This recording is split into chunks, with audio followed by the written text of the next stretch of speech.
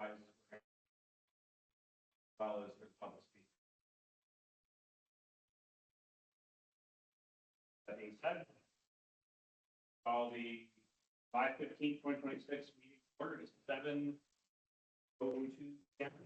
And join us at the pledge of allegiance.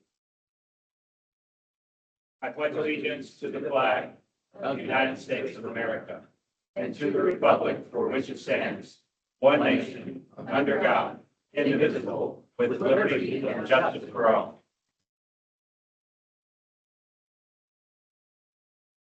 The clerk, would you please call the roll. Mayor Whitman. Here. Alderman Detweiler. Alderman Gettemeyer. Here. Alderman Johnson. Here. Alderman Nay. Here. Alderman Waters. Here. Alderman Wilson. Present. Quorum is present. Leave that outside boy. All right. So the first item up on the agenda tonight is a presentation by UHY LLP, our auditor. Thank you very much. My name is Alan Shelby. I'm a principal with UHY, formerly Buttsfield. We merged into UHY last year. Audit for a few years now. So you should have a little like 2 or 3 page document. That's our management report. So basically, most of it's pretty boilerplate stuff. We issued an unmodified or clean opinion on the financial statements. You prepare your financial statements on what we call a modified cash basis. So revenue and expenses are cash basis. So no accounts payable, no accounts receivable, but you still report fixed assets, debt, and things like that. Management's responsible for preparing the financial statements. We're issuing an opinion on the financial statement. Financial statements include estimates, and net pension liability. Big one, we made one audit adjustment. Remember back a few years ago, the state kind of did some reports so that staff can't have access to it. So each year when we come in, we make an adjustment to record that cash as part of the city's financials. One of the benefits of having a little bit larger firm like UHY, your audit, we have a pretty sophisticated IT. So one of the things we now that we couldn't really do before is really do a deep dive into your IT processes, which resulted in a couple recommendations. Phishing training. So, the most likely way that someone's going to get into your network is through email to employee that tricks them and get over login information or something like that. That there's been a few going around that they've been talking about, and we do it at our office once a month. You get a video, you watch it. Our group actually goes as far as sending us fake emails to test us, and this one, and you get to do a little video as minutes. So just one thing to think about, and then data backup and recovery plan and testing. So a lot of your stuff is cloud-based software, which is great. And, the vendor will tell you it's all backed up and everything's great. But you should still have a plan for recovery, push them to make sure that they test.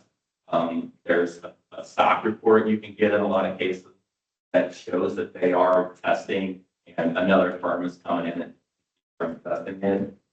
We had a client that switched over to cloud-based and they lost 3 months worth of records that they could scan it in. And we came in and did the audit and we had to give them a big finding because so just something to think about. Any questions about any of that? That's a great job. So, financials are in good shape. Take my experience. So moving on to the financial statements, I'll just do kind of high level. One of the first sections is question analysis, and one of the downsides of governmental financial statements. Your presentation and with that comparative information, but in what we call the MD&A, there is a little bit of high level comparison explanations in there. So on page 6, current assets increased about $1.3 million, and that was mostly driven just by revenues exceeding about 1.3 million. Capital assets increased about 700,000, and that was additions of about 1.9 million, offset by depreciation of 1. Long-term liabilities decreased by 800,000. On the next page, page 7, is statement information. Total revenues were up about $1.1 million, mostly entirely because of an increase in grant revenue, about 1.5 million for Snow Road project. Taxes were down about 230,000, and that mostly was due to the change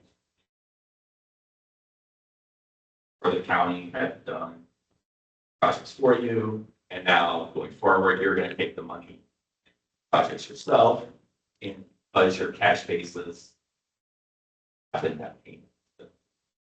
That caused taxes to go up. Total expenses down about. Big difference here was road projects. So some road projects qualify for what we call capitalization, add on to fixed assets and depreciate them lives. Some road projects just get expensed as a repair. Sometimes the dollar amounts aren't that different, but if the work doesn't really improve the road, it's more just fixing it to keep it at the same basic functioning, then we should expense it when that happens with the capitalizing. 13 is the fund financial statements, but you guys get more on a regular basis. Total revenues exceeded expenses, like I said, by $1.3 million. The general fund had about $500,000 increase in fund balance.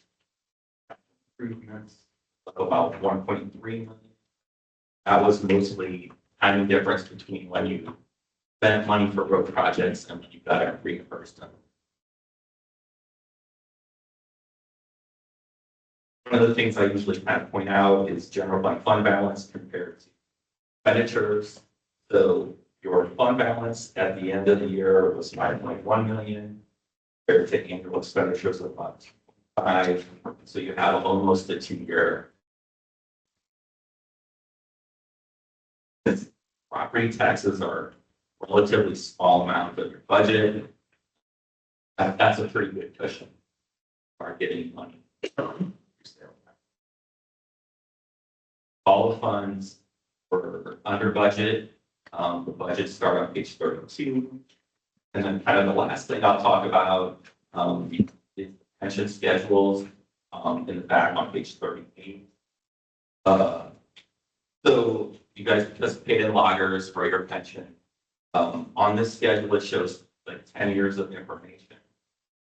The pension liability, that's the estimate of the future benefits from the actuaries at loggers, is a little bit under $1.4 million.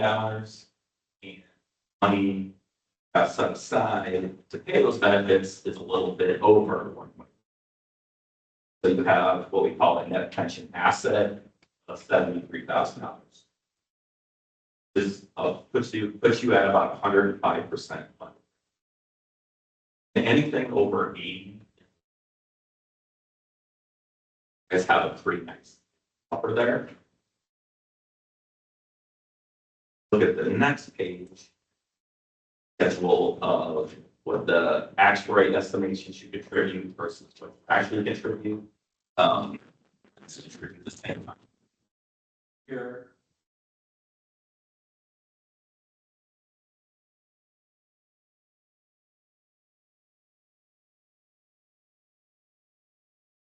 Changed much over that period at all. Probably so really consistent. every city, pretty much every city that I go to, that's asset position, unless they're like really, really.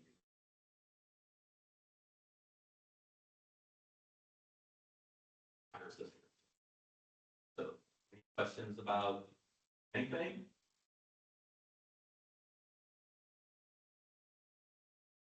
Do you have any questions?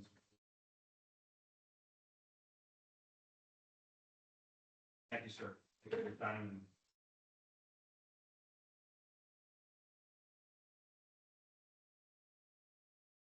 Just a detailed breakdown. If you have any other questions, be honest. We'll.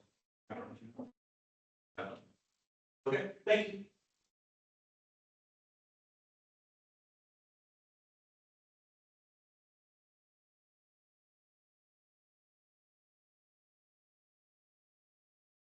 All right. Next up on the agenda is the consent agenda. Questions or concerns from the board on the consent agenda? I heard, can I get a motion to approve? By Laura, second by Carl, all in favor? Aye. Any opposed? Heard, the consent agenda is approved. Next item up is public comment, public hearings. Do you have anybody here to speak? We have one speaker, Arnie, CAC, Honest Abe, County Public Advocate. That being said, I'd like to invite you up and read. So, next item on the agenda is public comment, public hearing, recognition of value of public comment. Person allowing all members of the public to express themselves on matters for Aldermen, Vice President, and other interested parties to speak.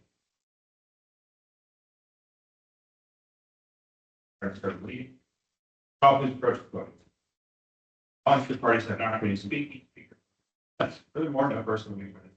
Only once during the public comment portion of our meeting. 9 minutes. Question and answer that. I expect a response to your comment. Ms. Dino. Thanks, Mr. Mayor, members of the Board of Aldermen.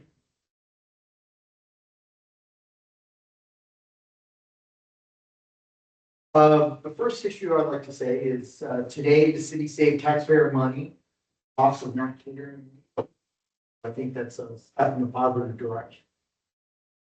Bills, especially for the budget officials. And meetings. Rick Marquis, near Quick Trip in the southeast corner of Bryan and Visey Road. There's damage. It's falling apart and the actual brick wall is split. Repaired for replacement. On that. I'm about 100% government transparency, accountability, and responsibility.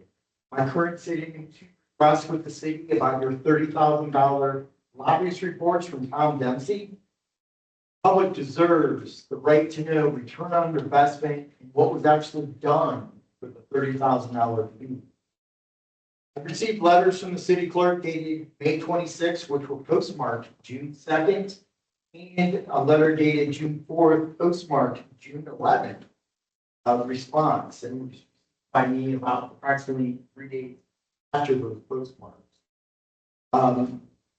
In that letter, the city clerk is requiring me, and I'll quote, required deposit of $25 just to begin. Asking the city board of aldermen and the mayor, as allowed by state law, chapter 610.021, 610.023, to waive all deposits, so-called fees. Readily available current city documents. Just went through the legislative session, back, and you all received the report from Tom Dempsey. By final appeal with the state attorney general, the city will likely spend 4 to 6 hours or over $2,000 in responding to my complaint to the attorney. By writing letters, your attorneys are paid, it's my understanding, $350 per hour. Per chapter 610.021, I'm again requesting Board of Aldermen and the city, all reports and communications for your $30,000 contracted. I've talked to legislators, they want to know the answers. They want to know why you're not going to legislators, instead of paying Tom Dempsey, who can't get anything done at our General Assembly. And I talked before the Jefferson City. Not gonna get anything done there because they don't like Tom Dempsey. Don't like what he stands for. Don't like his tactics. Wasting. Thank you, Mr. Jeff. All right, anybody else? No, sir. All right, moving on to new business. First and only item on the new business agenda tonight is resolution number 403.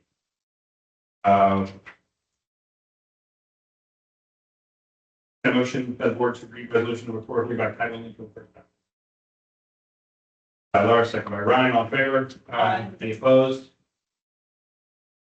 Resolution number 403, resolution of the Board of Aldermen of the City of Garden Prairie, Missouri, consenting to the mayor's reappointment. Board of Directors of Bear Haven. Question. I do have a question.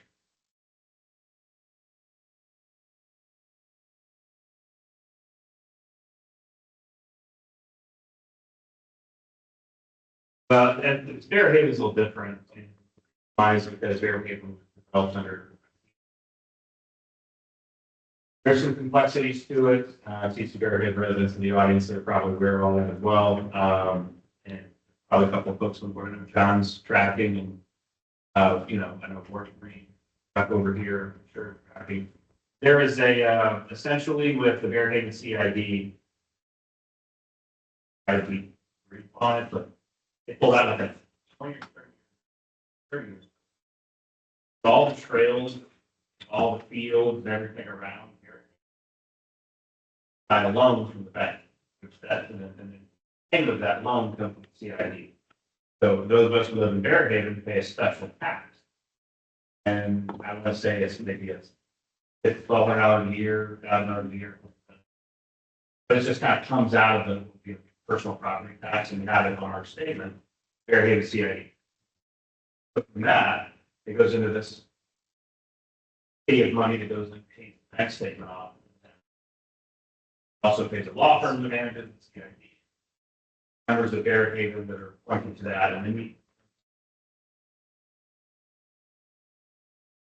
So just to kind of long answer short question, it's not typical, but in this case, Bear Haven Lake, Bear Haven Trail, all that was paid for by the Bear Haven CID and the residential person within there. Pay it every year. So that includes the Bear Haven practice fields, the trails around it, trail that goes over the road and outside of Bear Haven Boulevard. All that was paid for, continues to be paid for by Bear Haven. Now the city maintains a responsibility to maintain it up, so that's part of the deal. The county created it, the residents pay it in perpetuity. They maintain, go and attach the concrete trails and people park with them good. So the Bear Haven CID is a little unique. I don't know if there's anybody else who has any comments on it, who has any insight to it.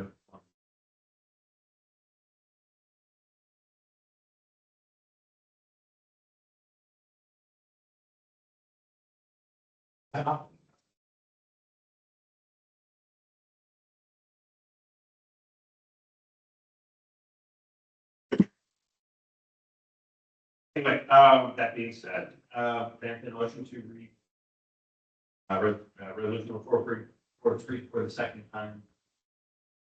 Okay. Okay. Can I get a motion to approve resolution number 443? One second by Ryan, all in favor? Aye. Any opposed?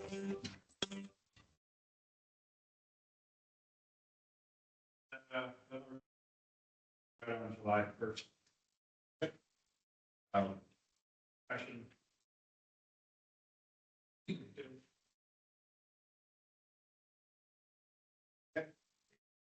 This is the mid-year budget amendment. Last meeting. Now completed for July, we have one more time.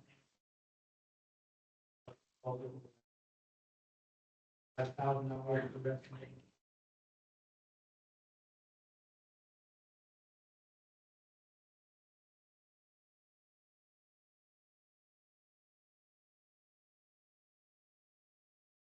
Mm-mm. We had Dollar. I'm not sure signed in.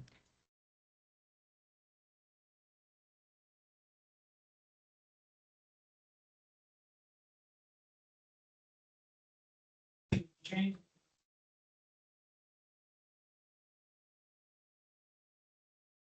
That being said, any other questions, comments, concerns? Over 2632. Or none, and motion to read both 2632 by title only for the. Carlos, second by Mark, all in favor? Aye. Any opposed? Third, city attorney.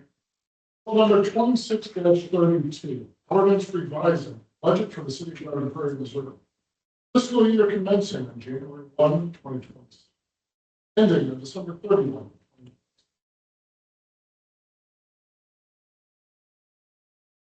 The comments?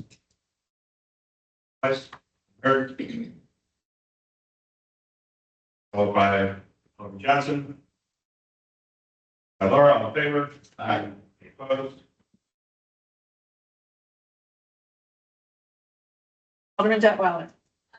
Alderman Gettlemeyer. Aye. Alderman Nay. Aye. Alderman Johnson. Aye. Alderman Waters. Aye. Alderman Wilson. Aye. Bill number 2632 becomes ordinance number 2423.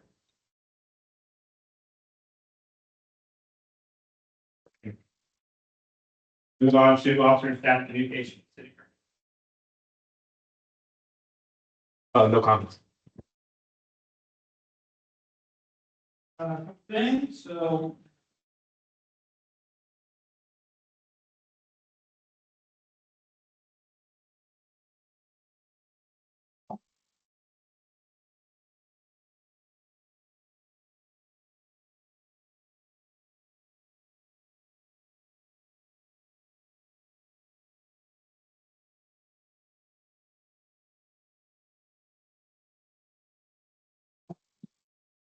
On your desk.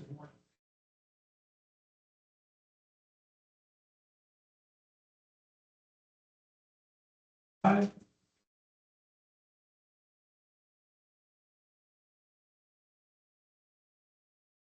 Volunteers. You want to just.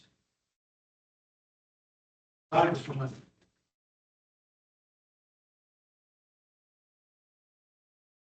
Great event. Great was.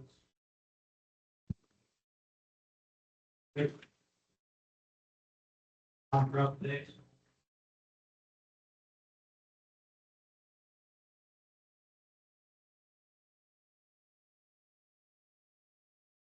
Thoughts?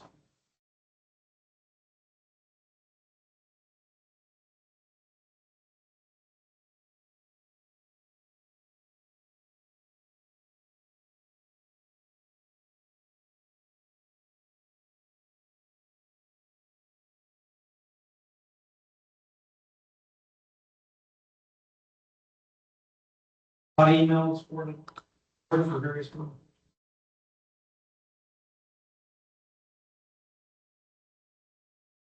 Find the code.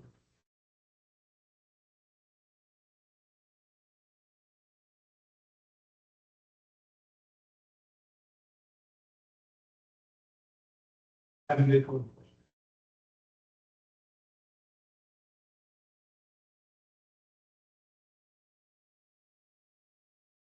I go.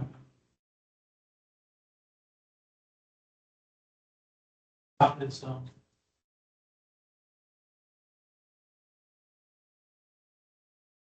28 system.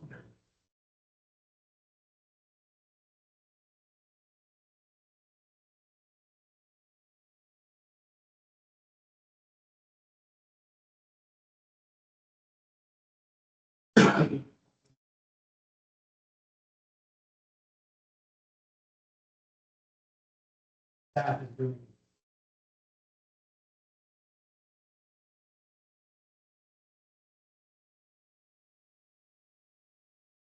Some of those costs and.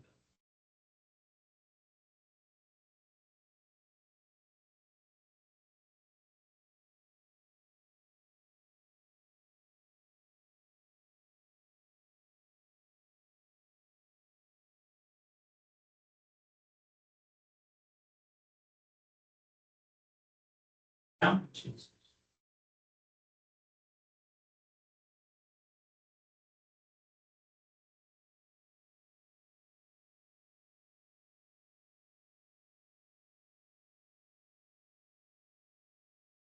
Moving on to the, That's in the mayor.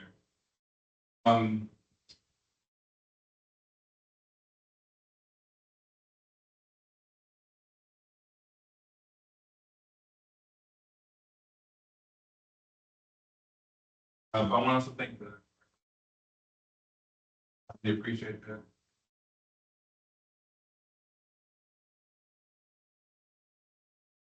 Alderman, make sure you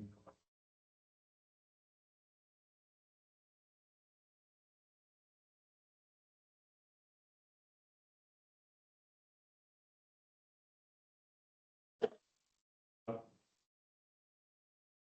Staff.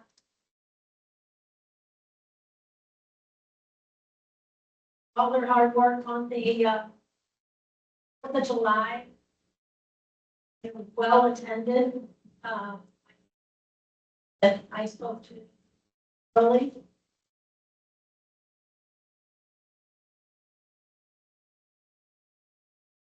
Greatly appreciated by me.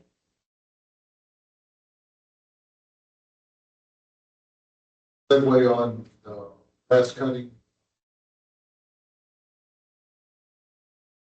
But along with that, do we have an update?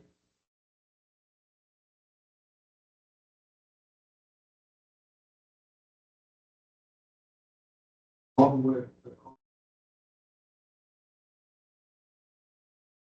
grass sky high. Someone the way in.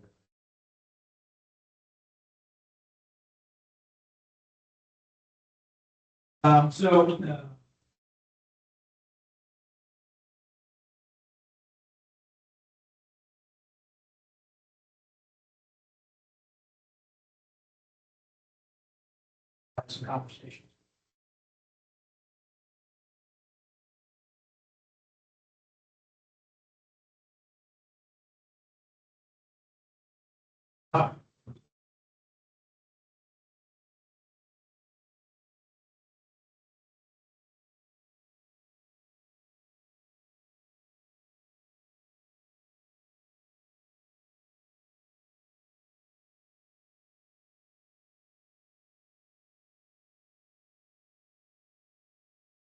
We'll call it a pre-con.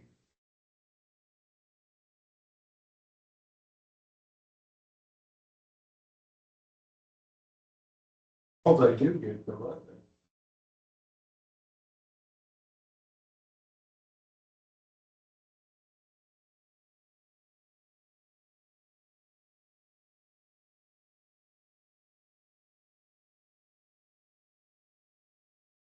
they're all going to have any other comments? All right, well, that leads to me and, I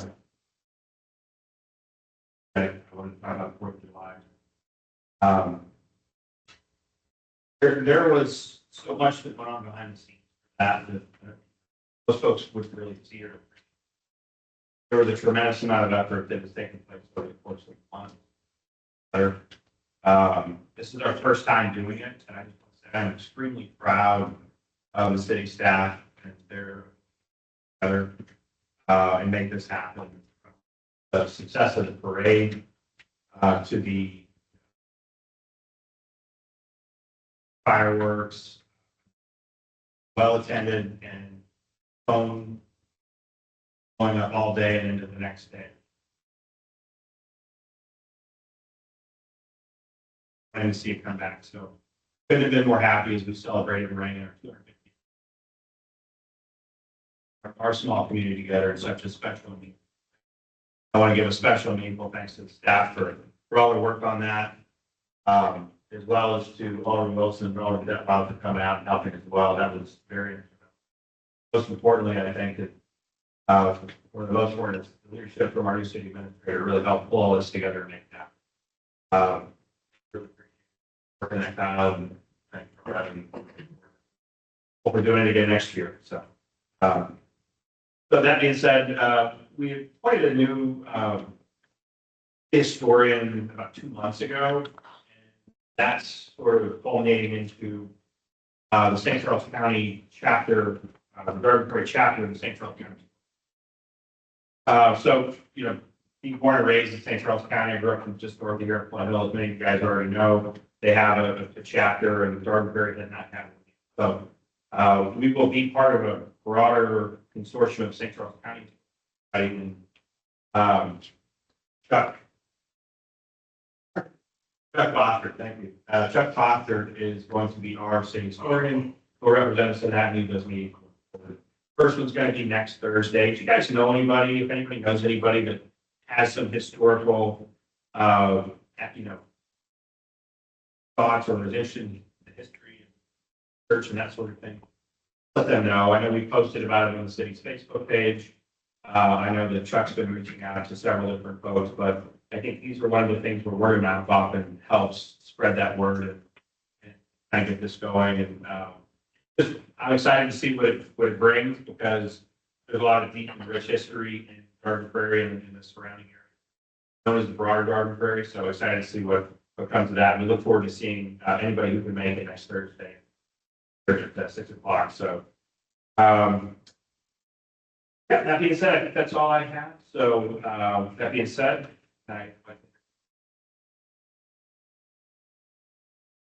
Laura, second by Carl, all in favor? Aye. Any opposed? Heard? Meeting adjourned.